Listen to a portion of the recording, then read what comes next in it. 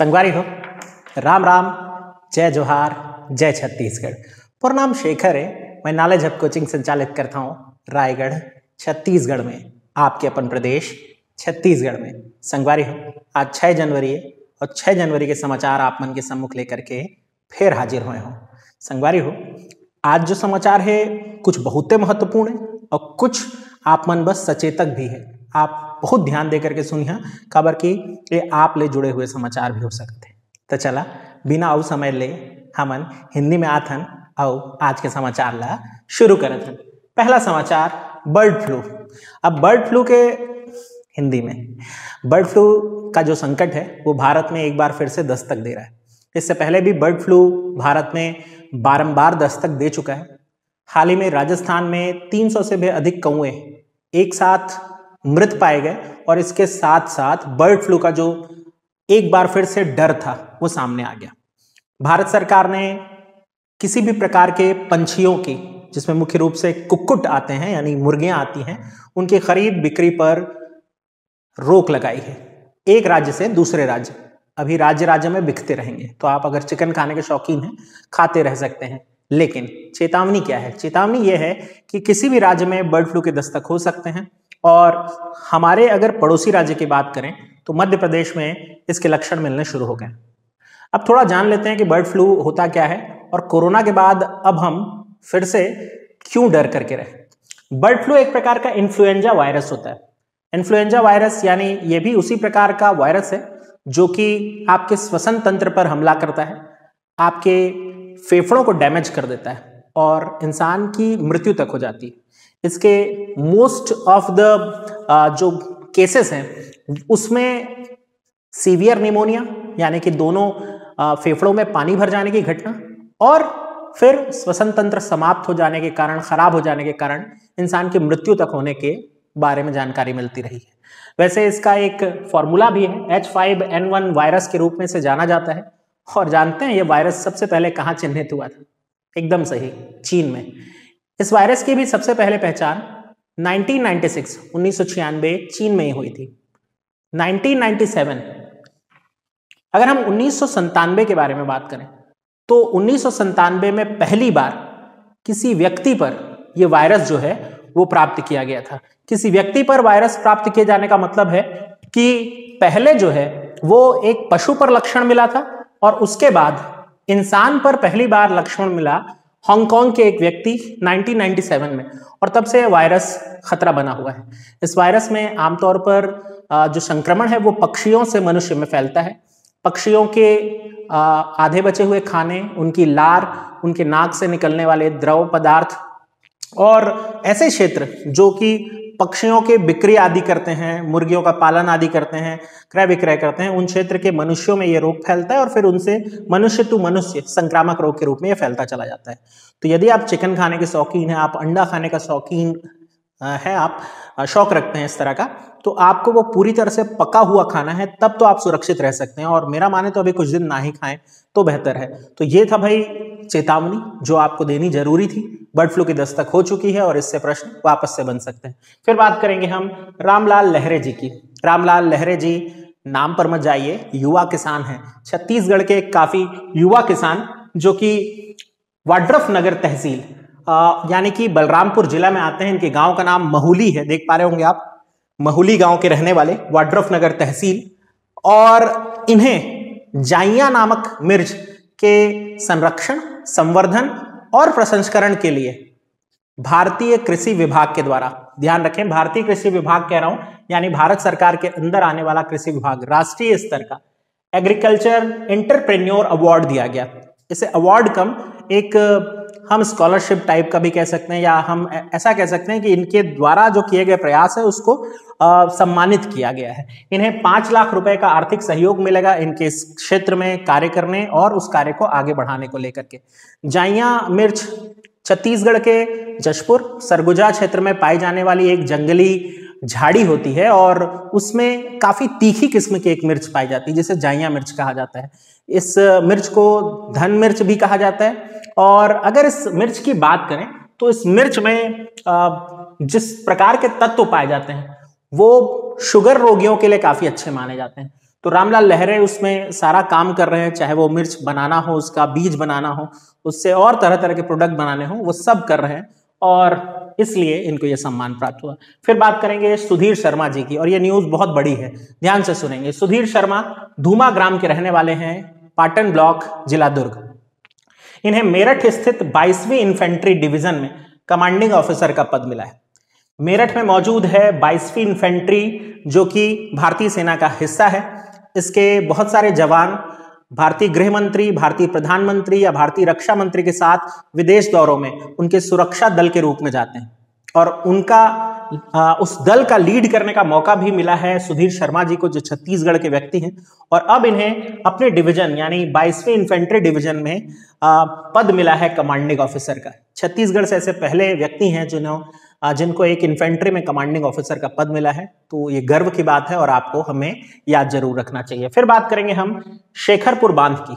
शेखरपुर बांध लगातार विवादित बांध रहा है, जिला जशपुर में इसका निर्माण किया जा रहा है। ईब नदी की एक सहायक नदी है मैनी नदी। ईब नदी की 2 सहायक नदियों को हम पढ़ते हैं, डौकी और मैनी, और उसमें से एक सहायक नदी है मैनी। उस पर यह बांध तैयार किया जा रहा है। यह बांध तो बनेगा जशपुर में, लेकिन इस बांध का जो एरिया है, जब आप बांध बनाते हैं तो पीछे साइड जो पानी रुकता है, जिसको हम डुबान क्षेत्र कहते हैं, उसमें सरगुजा के कुछ गांव डूब रहे हैं, और इस कारण ये बांध एक बार फिर से विवाद में आ गया है। पहले भी विवाद में था सर्वे को लेकर, और अभी दोबारा से विवाद में है। ऐसा माना जा रहा है कि ये आदिवासी क्षेत्र है, यानी यहाँ पेसा एक्ट लागू होना चाहिए, और बिना किसी प्रकार के पंचायत ग्राम सभा को सूचित किए बिना सर्वे का काम किया जा रहा है। ये गलत हो रहा है, इसलिए न्यूज चर्चा में है। फिर हम बात करेंगे मोहन जूट मिल की। मेरे अपने शहर के मोहन जूट मिल की बात कर रहे हैं। भारत की आजादी से पहले 1935 के समय मोहन जूट मिल, तब उसे रायगढ़ जूट मिल कहा जाता था, उसकी स्थापना हुई। एक समय था कि ये मध्य भारत की एकमात्र जूट मिल हुआ करती थी। काफी दबदबा था, बिहार से, बंगाल से बहुत सारे श्रमिक यहाँ आए और इस मिल में काम भी करते थे। 1989 के आसपास इस मिल को मोहन जूट मिल ग्रुप्स ने खरीद लिया, और तब से इस मोहन जूट मिल कहा जाने लगा। बहरहाल इसमें संचालन होता रहा, लेकिन आप सब जानते हैं जूट जो है वो सस्ता श्रम मांगता है। जूट आप महंगे श्रमिकों के साथ उसमें काम नहीं कर सकते। हालांकि अभी बारदाने की कीमत बढ़ी हुई है, लेकिन फिर भी जूट जो है वो सस्ता श्रम चाहिए होता है, उसमें मुनाफा उतना ज्यादा नहीं मिल पा रहा होता है। इस कारण अक्सर श्रमिकों और मालिकों के बीच विवाद होता था, और इस विवाद के कारण ये मिल बार बार बंद भी हो जाती थी। फाइनली इस मिल को 2010 में बंद कर दिया गया पूरी तरह से। इसे बार बार खुलवाने की मांग की जाती रही अलग अलग कलेक्टर से, लेकिन इस पर कभी भी कोई हस्तक्षेप नहीं हो पाया। 2016 में तो एक बार इस मिल के कुर्क होने, यानी कि इसकी संपत्ति नीलाम करने तक की नौबत आ गई थी। बहरहाल किसी तरह ये बच गया, और अब 2020 के बाद मुख्यमंत्री जी की यात्रा जब हुई रायगढ़, तो फिर से एक बार अनुरोध किया गया है, और मुख्यमंत्री ने आश्वासन दिया है कि इस मिल को फिर से खोला जा सकता है। तो इसके लिए प्रयास किए जाएंगे, इसलिए ये मिल फिर से चर्चा में है और आपको इसको याद रखना चाहिए।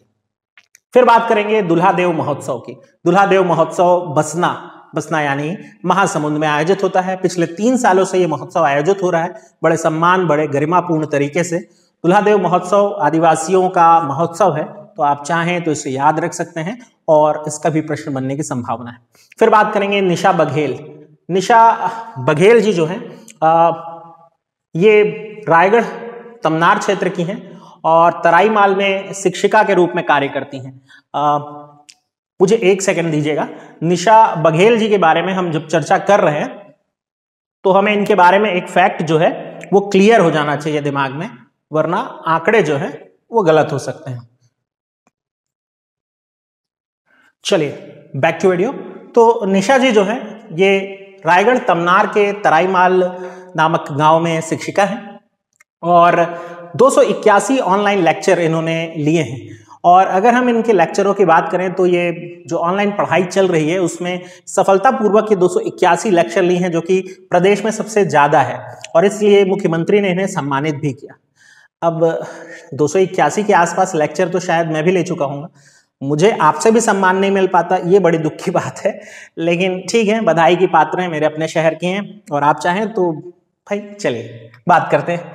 आहुति एक काव्य संग्रह है जिसको कवयित्री अन्नपूर्णा पवार ने लिखा, और इसका विमोचन मुख्यमंत्री जी के हाथों हुआ।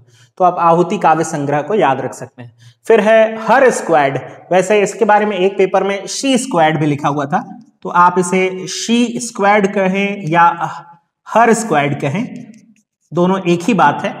ये महिला सुरक्षा के लिए शुरू किया जा रहा एक पहल है रायपुर पुलिस के द्वारा। इसमें एक दस्ता, एक फोर्स का गठन किया जाएगा जो कि त्वरित कार्यवाही करेगा किसी भी प्रकार के ऐसे अपराध की सूचना मिलने पर जो महिलाओं से संबंधित है। अपराध, बड़े अपराध होने से पहले ही उसे रोकने की एक पहल समझ सकते हैं। अगर किसी क्षेत्र में लोग महिलाओं को छेड़ रहे हैं या हुटिंग कर रहे हैं, इस तरह की भी घटनाओं पर तुरंत एक्शन लिया जाएगा, ये पहल की जा रही है। दुर्ग में भी ऐसा हुआ था और अब रायपुर में भी हो रहा है, तो याद रखेंगे। फिर अगला है हमारे पास कॉफी पॉइंट।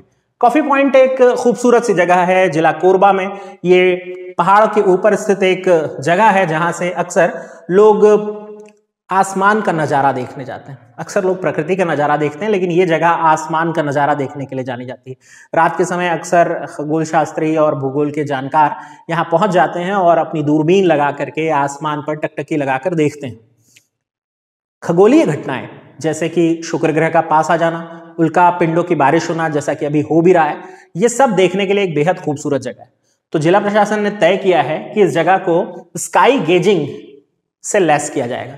यहाँ दूरबीनें मंगाई जाएंगी जो कि उस काम में आती हैं और वो वहाँ लगाई जाएंगी ताकि जिले का एक पर्यटन केंद्र ये भी विकसित हो सके। तो स्काई गेजिंग की शुरुआत अगर हो जाएगी तो ये प्रदेश का पहला स्काई गेजिंग क्षेत्र हो जाएगा। स्काई गेजिंग यानी आसमान की तरफ देख करके अध्ययन करना तारों का, सितारों का, उल्का पिंडों का। खैर, आगे बढ़ते हैं। अब बात करेंगे अनुसुईया उइके जी, महामहिम अनुसुईया उइके जी जो हमारी राज्यपाल महोदया हैं। इन्हें golden book of world record में स्थान प्राप्त हुआ। मामला क्या था? मामला था एक वर्चुअल सम्मेलन का। यह सम्मेलन छत्तीसगढ़ निजी विश्वविद्यालय विनियामक आयोग के द्वारा आयोजित किया गया था। 15 से भी अधिक विश्वविद्यालय इसमें जुड़े हुए थे और इसमें महामहिम भी जुड़ी हुई थी। एक लंबे वर्चुअल संवाद का वह हिस्सा बनी। आज तक कभी किसी राज्यपाल ने इतने लंबे संवाद में भाग नहीं लिया था, शायद इसलिए इन्हें इसका हिस्सा बनाया गया, इस वर्ल्ड रिकॉर्ड का हिस्सा बनाया गया। और एक चीज हमें इससे और पता चली कि छत्तीसगढ़ के निजी विश्वविद्यालय विनियामक आयोग के अध्यक्ष जो हैं वो शिवचरण शुक्ल जी हैं। अब बात करेंगे हम कोरबा जिले की कुछ गुफाओं की। तो ना पीएससी की एक आदत रही है कि अगर आपको वो कुछ याद कराना चाहता है तो वो पहले क्वेश्चन बना देता है उसको। तो ऐसा अभी हुआ था, पीएससी ने क्वेश्चन बना दिया था और कोरबा की गुफाओं को लेकर, और उसके बाद लोग जब परेशान हुए तो फिर पता चला कि कोरबा पर्यटन की एक बुक लॉन्च की गई कल मुख्यमंत्री महोदय के हाथों, और उसमें हमें पता चला कि कोरबा में कुछ गुफाएं भी हैं जहां मानव निर्मित चित्र हो सकते हैं। ये अब तक न छत्तीसगढ़ की किसी पर्यटन किताब में छपी हुई थी, न जिला प्रशासन ने कभी छापा था, न किसी वेबसाइट में आपको मिलती, अब मिलेगी। तो आप भी जान लीजिए। चलिए वो कौन कौन सी हैं? सुवर लोट की सीता चौकी, दुल्हा दुल्ही, रानी गुफा, रक्षा द्वारी, छाती बहरा, बाबा मंडिल, मछली माड़ा, इसी को तो पूछ दिया था, मछली माड़ा, हाथा जोड़ी माड़ा, अरे तरा और धसकन टुटू सोनारी। ये वो जगह हैं जो कोरबा के नए पर्यटन स्थल के रूप में अब जाने जाएंगे, क्योंकि कोरबा के पर्यटन विभाग ने अब इसे जारी किया है। मुख्यमंत्री ने इस बुक को जारी किया। मुख्यमंत्री महोदय सतरंगा पहुंचे हुए थे, बोट पर उन्होंने सफर किया और तैरते हुए रेस्टोरेंट में उन्होंने चाय की चुस्कियां भी ली। ये सब भी समाचार बना। बहरहाल इन समाचारों का हम करेंगे क्या? जितने समाचार काम के थे वो आपके सामने हैं। और अगर आपको ये सब पसंद आ रहा है, जिस अंदाज में हम आपको न्यूज बयानी करते हैं, यानी आप तक न्यूज पहुंचाते हैं, तो वो लाइक का बटन होता है, वो दबाना आपका काम है। मेरा काम आप तक न्यूज पहुंचाना है। रोज रोज ये कहूं मुझे भी अच्छा नहीं लगता। तो भाई आप अपनी जिम्मेदारी निभाएं, मैं अपनी जिम्मेदारी निभाता हूं। मिलेंगे कल, और मैं इस बार कुछ नया लेकर के आने वाला हूं जब 7 दिन समाप्त हो जाएंगे। इंतजार करते रहें, मिलते हैं।